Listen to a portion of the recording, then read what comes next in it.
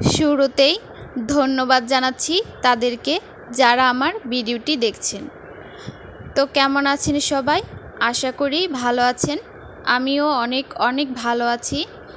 আজকে আপনাদের সাথে শেয়ার করতে চলে আসলাম পাঁচমিশালি ভাজির রেসিপি। তো চলুন শেয়ার করি কিভাবে আমি এই পাঁচমিশালি সবজি দিয়ে ভাজিটা করেছি। আমি সবজিগুলো কেটে নিয়েছি। এখানে আমি দিয়েছি বেগুন, করলা, পটল আর আলু। এই 4টা সবজি আমি এখানে দিয়েছি। আর এখানে পেঁয়াজ আর মরিচ কেটে রেখেছি। আমি কড়াইটা চুলায় বসিয়ে দিয়েছি। এখানে আমি তেল দিয়ে দিলাম। এবার আমি 2 পিস মাছ ভেজে নিচ্ছি, কারণ আমার সবজিগুলো যেহেতু অল্প পরিমাণ, তাই এখানে 2 পিস মাছেই হয়ে যাবে। মাছগুলো নামিয়ে রাখলাম। এবার আমি কড়াইতে অল্প পরিমাণ কালো জিরা দিয়ে দিয়েছি আর তেল দিয়ে কালো জিরাগুলো একটু ভেজে নিয়েছি। তারপরে সবজিগুলো ঢেলে দিলাম। এবার আমি এইখানে লবণ দিয়ে দিব। লবণ দিয়ে দিলাম 2 চামচ। দেখুন আমার চামচটা কতটুকু। অনেকেই রান্না করতে গিয়ে পরিমাপটা বুঝতে পারে না। এখানে দিয়ে দিলাম হাফ চামচের একটু বেশি মরিচের গুঁড়া আর দিয়ে দিলাম হাফ চামচ হলুদের গুঁড়া, দিয়ে দিলাম হাফ চামচ ধনিয়ার গুঁড়া। 2 মিনিটের মতো এভাবে ভেজে নিব। তারপর এখানে অল্প পরিমাণ জল দিয়ে দিব সবজিগুলো সিদ্ধ হওয়ার জন্য।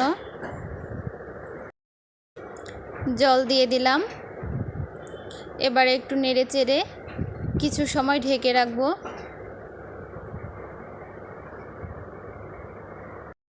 চলে আসলাম কিছু সময় পর।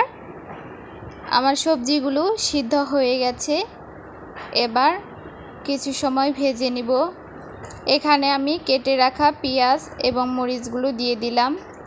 আমি পেঁয়াজ এবং মরিচগুলো শুরুতে দেইনি, কারণ শুরুতে দিলে দেখা যায় পেঁয়াজ মরিচগুলো ভাজা হয়ে গেছে কিন্তু সবজিগুলো হয়নি। আবার দেখা যায় সবজিগুলো হয়ে গেলে ততক্ষণে পেঁয়াজ এবং মরিচগুলো বেশি ভাজা হয়ে গেছে। এবার আমি এইখানে রসুন কুচি দিয়ে দিলাম সুন্দর একটা ফ্লেভারের জন্য। শেষের দিকে এই রসুন কুচিটা দিলে সুন্দর একটা ফ্লেভার আসে। এবার আমি এইখানে দিয়ে ভেজে রাখা মাছগুলো দিয়ে দিলাম। এবার আমি এইখানে দিয়ে দিব পেঁয়াজ, রসুন এবং কালো জিরা বাটা। শেষের দিকে পেঁয়াজ, রসুন আর কালো জিরার বাটাটা দিয়ে দিলে ভাজিতে সুন্দর একটা ফ্লেভার আসে। তো আপনারা এই বাটাটা পাটায় বেটেও দিতে পারেন, আবার ব্লেন্ডারে ব্লেন্ড করেও দিতে পারেন। আমার পাঁচমিশালি ভাজিটা কমপ্লিট হয়ে গেছে। এবার আমি এটা নামিয়ে রাখবো। তো আমার এই পাঁচমিশালি ভাজির রেসিপিটা আপনাদের কাছে কেমন লাগলো জানাতে কিন্তু ভুলবেন না। যদি ভিডিওটি আপনাদের কোনো উপকারে এসে থাকে তাহলে অবশ্যই চ্যানেলটি সাবস্ক্রাইব করে দিবেন। এভাবেই ভালোবাসা দিয়ে পাশে থাকবেন, কারণ আপনাদের সমর্থনই আমাকে সামনের দিকে এগিয়ে যেতে অনুপ্রেরণা দেয়। তো সবাই অনেক অনেক ভালো থাকবেন, সুস্থ থাকবেন।